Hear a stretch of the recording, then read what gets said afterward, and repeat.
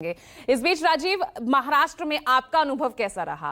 आपका अनुभव क्या कहता है कि यहां धर्म जात पर वोट पड़ने वाला है या फिर वाकई मुद्दों पर वोट पड़ेगा जो असल मुद्दे हैं? क्योंकि लड़ाई यहां पर जो 6 पार्टियां मैदान में दिख रही हैं ना, आमने सामने भी है, आपस में भी वो लड़ती नजर आ रही हैं और तीसरी शक्ति भी मैदान में है।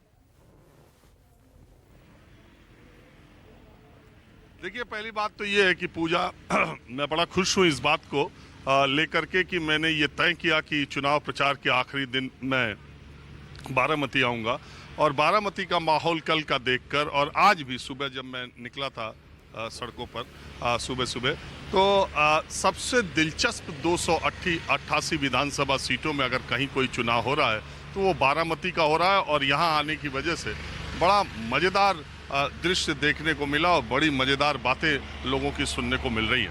देखिए, ये जो बारामती का चुनाव है, इससे भी आप अंदाज़ा लगा सकती हैं कि महाराष्ट्र का चुनाव किस तरीके से हुआ है। मैं पहले से कह रहा हूँ, मैं करीब एक महीने से थोड़ा कम महाराष्ट्र में रहा और ज़्यादातर जिलों में मैं गया, लेकिन मैं अभी ये कहने की स्थिति में नहीं हूँ कि लड़ाई क्या है, कैसे है, वो दिखाई दे नहीं रही है। वजह उसकी सिर्फ ये है कि शरद पवार ने पूरी ताकत अपने लड़ने वाली सीटों पर लगाई, कांग्रेस पार्टी ने और अपनी सीटों पर लगाई और उद्धव ठाकरे ने अपनी सीटों पर लगाई। ठीक इसी तरह एकनाथ शिंदे ने ज़्यादा ताकत अपने पे लगाई, अजीत पवार ने अपने पे लगाई और बीजेपी ने अपनी सीटों पर लगाई। बहुत सारे एकनाथ शिंदे के कैंडिडेट्स जहां से चुनाव लड़ रहे हैं वहां से भारतीय जनता पार्टी के अपक्ष उम्मीदवार यानी इंडिपेंडेंट उम्मीदवार भी लड़ रहे हैं।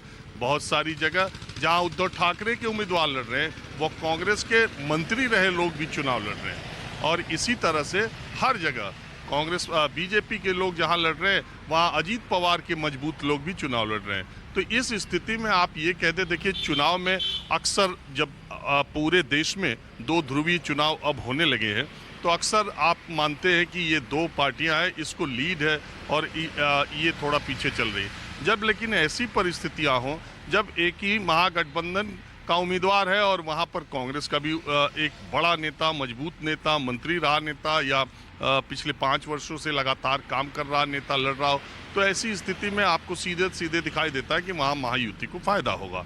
लेकिन जहाँ महायुति का कैंडिडेट है और वहाँ पर बीजेपी का या शिंदे का या अजीत पवार का मजबूत नेता चुनाव लड़ रहा है तो आपको लगता है कि महागठबंधन वहाँ पर मजबूत है। जहाँ तक बारामती की बात है, यहाँ के बारे में एक कहावत है कि 1967 में शरद पवार जब से विधायक बने उसके एकाध चुनाव के बाद उन्होंने अपने कुल देवता के मंदिर में नारियल फोड़ा और चुनाव प्रचार के आखिरी दिन उनके परिवार के लोग फिर यहाँ आते थे, चाहे शरद पवार हो, चाहे सुप्रिया सुले हो, चाहे अजीत पवार हो। लेकिन पिछला लोकसभा का चुनाव शरद पवार ने भी यहाँ झंडा गाड़ा और अजीत पवार ने भी यहाँ डेरा जमाया और उसके बावजूद 1.5 लाख वोटों से अजीत पवार की पत्नी सुनेत्रा पवार सुप्रिया सुले से हार गईं। बारामती से अजीत पवार ने सबसे ज़्यादा वोटों से 2019 का चुनाव जीता, लेकिन इसी बारामती ने लोकसभा चुनाव में उनकी पत्नी को 50,000 वोटों से हरा दिया। तो ये जो इस तरह का समीकरण बना है, शरद पवार ने अंतिम सभा जो यहाँ पर की उसमें उन्होंने एक किस्सा सुनाया जो कई जगह सुना रहे थे कि 1980 में मेरे साथ 52 लोगों ने दगा किया, मुझे छोड़ के चले गए और उसके बाद जब चुनाव हुआ तो मैंने मेहनत की, जनता ने साथ दिया और उसमें से एक भी चुन के नहीं आए। यही बात अब मैं उम्र के इस पड़ाव पर यही बात आपसे फिर कह रहा हूँ कि जो लोग मुझे दगा दे करके गए हैं उनको इस बार सबक सिखाने की ज़रूरत है और मैं सबक सिखा के रहूँगा। देखिए, शरद पवार एक इम्पॉर्टेंट फैक्टर है महाराष्ट्र के चुनाव में।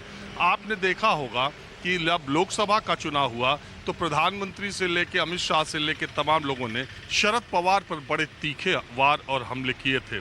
उसका नतीजा महाराष्ट्र युति को अच्छा नहीं मिला। इस पूरे चुनाव में भारतीय जनता पार्टी ने शरद पवार पर सीधा हमला करने से परहेज रखा। अपने प्रचार में शरद पवार को उस तरीके से निशाने पर नहीं लिया जिस तरीके से पहले लिया। इससे वही कन्फ्यूजन जो महाराष्ट्र को लेकर के हमेशा रहता है कि चुनाव जीतेगा कौन, सरकार बनाएगा कौन, जाएगा कौन, किधर जाएगा, ये अपने आप में एक बड़ा सवाल है। तो कुल मिलाकर ये स्थितियां मैं कहने को आपको आपको लगता है कि दो गठबंधन चुनाव लड़ रहे हैं, मैं पहले दिन से कह रहा हूं कि महाराष्ट्र में 6 पार्टियां चुनाव लड़ रही हैं अपनी अपनी ताकत को बढ़ाकर। क्या परिस्थितियों का निर्माण 23 तारीख को होगा उसके बाद देखा जाएगा। लेकिन यही मैं बारामती में बताऊं, 2 किलोमीटर की दूरी पर रैलियां थीं और दोनों रैलियों में ये कहना बड़ा मुश्किल है कि किसमें भीड़ ज़्यादा थी। बहुत लोग ऐसे थे जो एक रैली में शामिल होकर दूसरी रैली में भागे हुए जा रहे थे। कुछ लोग हैं जिन्होंने बारामती में अपने शर्ट के ऊपर तुतारी लगाया हुआ है या घड़ी लगाया हुआ है। उन्होंने डिक्लेयर कर दिया कि हम दादा के साथ हैं या साहब के साथ हैं, लेकिन मेजॉरिटी कुछ बोलना नहीं चाहती है कि कौन किसकी तरफ है। और बहुत सारे लोगों को कन्फ्यूजन अभी ये भी है कि लोकसभा में सुप्रिया ताई चली गई, विधानसभा में अजीत पवार रहेंगे। ये परिवार फैमिली का कुल मामला है, या आगे जाकर फिर एक हो सकते हैं। और योगेंद्र पवार, जिनको शरद पवार ने, अजीत पवार के सगे बड़े भाई के बेटे हैं योगेंद्र पवार। पूरी शरद पवार फैमिली कल योगेंद्र पवार के मंच पर मौजूद थी। अजीत पवार के सगे बड़े भाई भी मौजूद थे, उनके बेटे चुनाव लड़ रहे हैं। और शरद पवार ने ये पूरा मैसेज ने, फैमिली ने पूरा मैसेज देने की कोशिश की कि पूरा परिवार शरद पवार के साथ है, अजीत पवार के साथ उनकी पत्नी, उनकी बहन या माँ, वो लोग हैं। तो ये एक मामला तो यही महाराष्ट्र का मैं आपको बता रहा हूँ। ऐसी परिस्थितियों में अजीत पवार पिछले 7 बार से यहाँ पर विधायक हैं, 6 बार शरद पवार रहे हैं। ये कह पाना बड़ा मुश्किल है। लोगों का ये भी कहना बड़ा मुश्किल है कि विकास किसने कराया। नींव अगर उनको मानते हैं तो अजीत पवार को इमारत मानते हैं।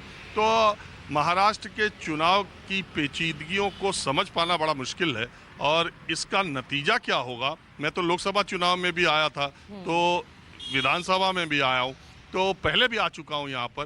पहले तो कोई बात ही नहीं थी, लेकिन इस तरीके के जो भी उम्मीदवार, अजीत पवार के जो उम्मीदवार लड़ रहे हैं, वो उन्हीं के साथ रह जाएंगे या नतीजों के बाद शरद पवार के साथ चले जाएंगे, ये भी कहना बड़ा मुश्किल है। तो कुल मिला जुला के मैंने आपको ये बताया कि ये 6 की 6 पार्टियां अपनी ताकत बढ़ाने की पूरी कोशिश कर रही हैं और कांग्रेस बीजेपी के अलावा बाकी 4 पार्टियां किधर चली जाएं, कोई भरोसा नहीं। बिल्कुल, तो सब कुछ गड़बड़ यहाँ पर, सब कुछ एक मेस यहाँ पर दिखाई दिया है कि कंफ्यूजन इतनी है कि आखिरी मोमेंट पे भी हम ये नहीं कह पा रहे कि किसका पलड़ा भारी है।